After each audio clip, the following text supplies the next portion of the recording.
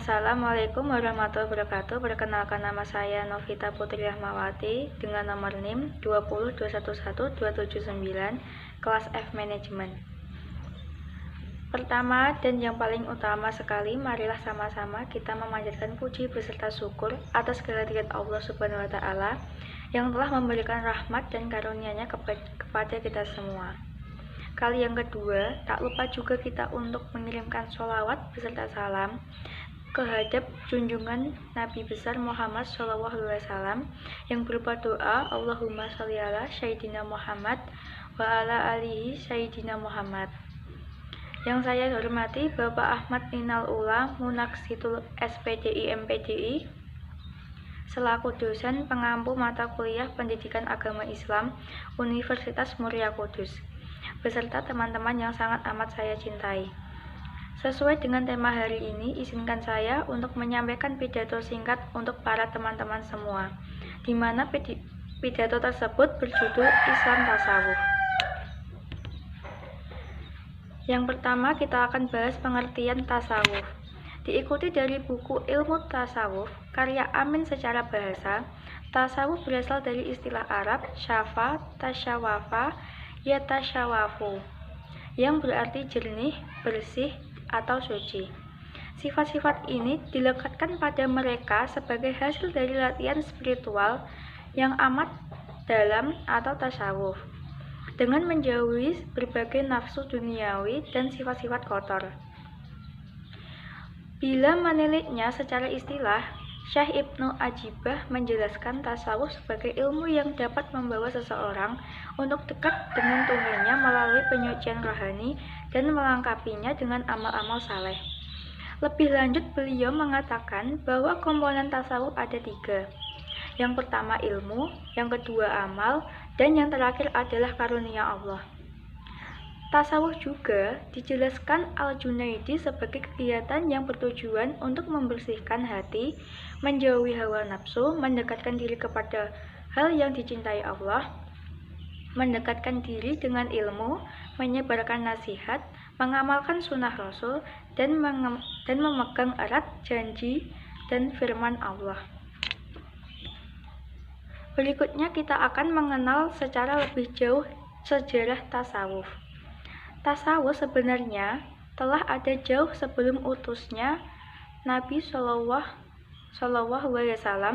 di abad kedua Masehi. Tasawuf hanya berkembang di 2 kota Timur Tengah, Kufah dan Basrah.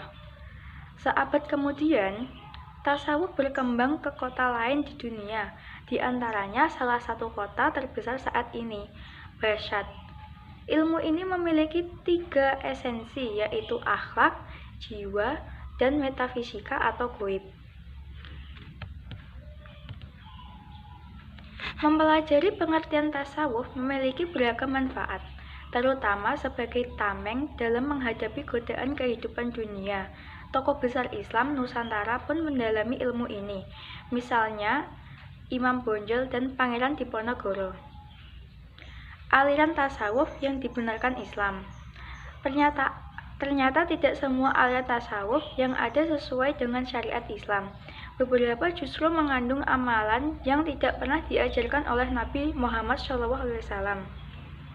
Setidaknya ada 5 ciri aliran tasawuf yang dibenarkan Islam, yaitu yang pertama, tidak ada amalan yang mengandung sikap mengutukkan Allah. Yang kedua, tidak memiliki ritual aneh yang tidak diperintahkan. Yang ketiga, tidak mempraktikkan hal-hal keanugerahan, gaib, dan sejenisnya. Yang keempat, tidak menyentuh benda atau hal-hal yang dilarang syariat.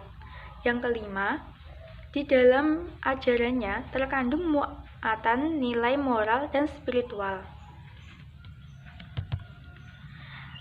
Kepada setiap orang Islam dianjurkan supaya berijtihad sebagaimana yang diatur dalam ilmu tajwid atau usuluddin, supaya beribadah sebagaimana yang diatur dalam ilmu fikih, dan supaya berakhlak sesuai dengan ilmu tasawuf.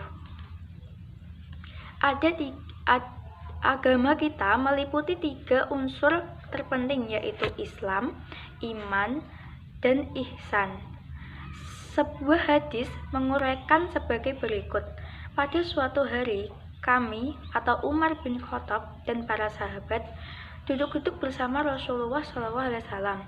Lalu muncul di hadapan kami seseorang yang berpakaian putih, rambutnya hitam sekali, dan tidak tampak tanda-tanda bekas perjalanan. Tidak semua pun dari kami yang mengenalnya. Dia langsung duduk berhadapan dengan Rasulullah SAW. Kedua kakinya menghempit kedua kaki dan kedua telapak tangannya diletakkan di atas paha Rasulullah SAW. Seraya berkata, "Ya Muhammad, beritahu aku tentang Islam." Lalu Rasulullah SAW menjawab, "Islam ialah bersyahadat bahwa tidak ada Tuhan selain Allah dan Muhammad Rasulullah, mendirikan sholat, menunaikan zakat, puasa Ramadan, dan mengerjakan haji apabila mampu." Kemudian dia berkata lagi, "Kini beritahu aku tentang iman." Rasulullah SAW menjawab, "Beriman kepada Allah, malaikat-malaikatnya, kitab-kitabnya, rasul-rasulnya, hari akhir, dan beriman kepada qada baik dan buruknya." Orang itu lantas berkata, "Benar, kini beritahu aku tentang ihsan." Rasulullah berkata, "Beribadah kepada Allah seolah-olah engkau melihatnya, walaupun engkau tidak melihatnya, karena sesungguhnya Allah melihatmu." Dia berkata lagi, "Beritahu aku tentang as-sa'ah atau azab kiamat." Rasulullah menjawab, "Yang ditanya tidak lebih tahu dari yang bertanya." Kemudian dia bertanya lagi, "Beritahu aku tentang tanda-tandanya." Rasulullah menjawab, "Seorang budak wanita melahirkan tuannya, seorang orang tanpa sandal setelah telanjang, melarat, dan menggembala unta masing-masing berlomba membangun gedung-gedung bertingkat. Dan seketika, kemudian orang itu pergi menghilang dari pandangan mata." Lalu Rasulullah SAW bertanya kepada Umar, "Hai Umar, tahukah kamu siapa orang yang bertanya tadi?" Lalu menjawab, "Allah dan Rasulnya lebih mengetahui." Rasulullah SAW lantas berkata, "Itulah Jibril datang untuk mengajarkan agama kepada kalian." Hadis riwayat Muslim. Tentang Islam kita dapat temukan dalam ilmu fikih. Sasarannya syariat lahir, umpamanya sholat, puasa, zakat, naik haji, berdagang, perkawinan, peradilan, peperangan, perdamaian, dan lainnya. Tentang iman kita dapat temukan dalam ilmu tauhid atau usuluddin. Sarannya itikad atau akidah atau kepercayaan, umpamanya sebagai kita meyakinkan dalam hati terhadap Tuhan, malaikat, rasul-rasul, kitab-kitab suci, kampung syariat, hari kebangkitan, surga, neraka, qada dan qadar atau takdir. Tentang ihsan kita dapat temukan dalam ilmu tasawuf, sasaran akhlak, budi pekerti, batin dan bersih, bagaimana menghadapi Tuhan, bagaimana mukhabah dengan Tuhan, bagaimana membuang kotoran yang melekat dalam hati yang mendinding atau hijab kita dengan Tuhan, bagaimana tahlil, tahlil, dan tajalil. Inilah yang dinamakan sekarang dengan tasawuf. Itulah penjelasan mengenai tasawuf. Inti ajarannya sebenarnya adalah dalam rangka mendekatkan diri dengan Tuhan dan menjauhi godaan alam dunia dan fana. Kemudian informasi ini saya sampaikan dalam membantu kita menjadi muslim yang lebih baik.